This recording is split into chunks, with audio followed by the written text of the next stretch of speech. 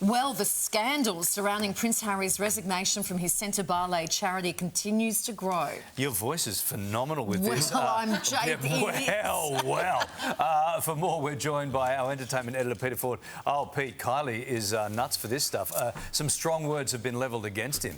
Yeah, very much so. Now, of course, when we left you on Friday, we'd heard on Thursday he was walking from the charity. Friday, we saw the written statement that Dr. Chandaku had given to a couple of newspapers. Now, over the weekend, she's given some more interviews, which she said originally she wasn't going to do. But she clearly feels very much under siege and under attack at the moment. Now, as we talked about last week, there was no doubt the beginnings of this charity were totally sincere on Prince Harry's part, very much to honour his mother. So what has gone wrong? Depends who you want to believe. Is this simply a clash of personalities where they all well-intentioned, but they wanted to move it forward in a different direction? Or is there something darker and more sinister at play? Now, certainly Dr. Chandaku is talking about the sort of things that Prince Harry has pointed the finger at other people, accusing them of, things like misogyny and harassment and bullying and misogynoir. That's a new one on me. I didn't know what that one meant, but that means prejudice towards not just women, but specifically black women. So you can imagine how that would hurt Prince Harry to have that accusation levelled at him. Now, many people are saying he's getting a taste of his own medicine. He's been very happy to throw these sort of accusations out there, unfounded, towards other people in recent years, including the royal family itself. Now he's getting a taste of it himself, as she points the finger at him. So I'll show you this grab with Dr. Chandaku, and she clearly is not backing down. I don't think Prince Harry thought that she was going to fight back in the way she has. Have a look at this. Prince Harry authorized the release of a damaging piece of news to the outside world without informing me. And can you imagine what that attack has done for me, on me, and the 540 individuals in the Sentebale organizations and their family? That is an example of harassment and bullying at scale. So what she's saying is true. When you lock people out, freeze people out, don't give them information, that is a form of harassment and bullying, and that's exactly what did happen last week. Rightly or wrongly, he leaked that press release announcing he was walking to the Times newspaper. So there's a long way to go on this story. We're not playing judge and jury. We'll try and bring you both sides of what happens. And she's also, Larry, I'll bring Larry up to... She's an Oxford-educated lawyer. Yeah. And she used, quote, the word, he has unleashed the Sussex machine against me.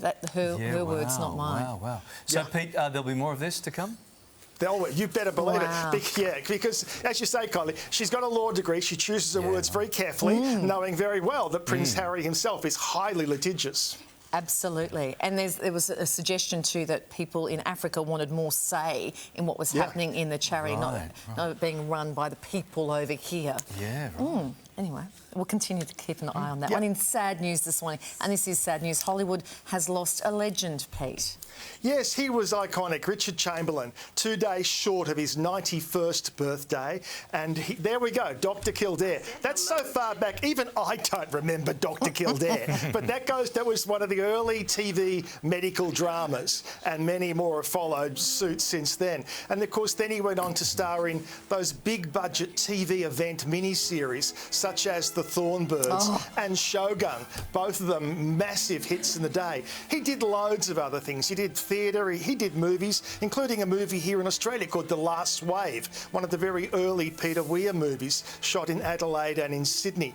He and Gul Palil and the late Olivia Hamnet. But he never stopped working when he wanted to. He had plenty of offers. He didn't always want to be working, had a very happy life in Hawaii. I think one of the interesting things about Richard Chamberlain's life, and I suppose in many ways it's a sad thing, is that he was gay, and it wasn't until he was 68 years old that he felt it was possible for him to actually come out. He'd been told early on, probably true when he was told it, that you will kill your career as a matinee idol, if you like, if you come out and say you're gay. So even though he was in a relationship for many years, and in fact his partner of the last, I think it's close to 40 years, his name is Martin Rabbit, and he's released a statement. They hadn't been living together for 10 years because Richard moved from Hawaii back to LA, but you can see that's the statement that Martin has put out, speaking very lovingly of his partner. But those were the times when actors who were gay had to keep it quiet. They'd been told you're going to kill your career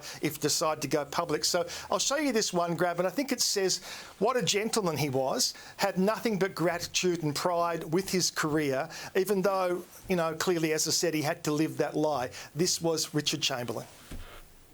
The incredible good luck that I've had for, 55 years? I mean, the normal career is like 5 or 6 years. And I've been doing it for 55 years or more. I mean, it's unbelievable. By all accounts, a charming man and a really long, varied career. All right, Pete. Now, the Australian Real Estate Conference in Queensland later this year will play host to a very surprising guest, yeah? Yeah, I tell you what, they must have a pretty hefty budget for the on-stage talent because they have President Kamala Harris, not president, do we call her president? No, we don't really do. She was vice president. Former vice president. And of course, she was running the show for a while there anyway, but she's going to be the keynote speaker at the REC concert, which we are told is the biggest event in Australasia in the real estate game. Expensive tickets, obviously, to go to this conference over 2 days. But what's she getting paid? Boy, I tell you what, ex-presidents can pull top dollar, and because she's kind of fresh meat on the scene now, she can pull an even bigger pay packet for the spot. So the word is probably around about $350,000 to $400,000 US for her to turn up on the Gold Coast and appear at this conference. I wonder if she'll hit Cavill Avenue, head down to Stingrays after the... They have some amazing guests at that conference. I think Matthew McConaughey, one year. They do some incredible stuff. What advice would she give real estate agents, though? What would that be? Like, how much to buy Greenland? What would she give? I don't know what, Be good, though. Just leadership qualities, I think. Yeah, she'll and make it's not like, you know, others have been on that circuit for years, but because she's a new one in town, I mean, it's going to attract a lot of attention. There must be a very generous sponsor of that event, do you know what I mean? Someone who stumps up the appearance money, I'd say. Exactly, yeah. Thank you, Pete. Thank you. Bye. Thank you.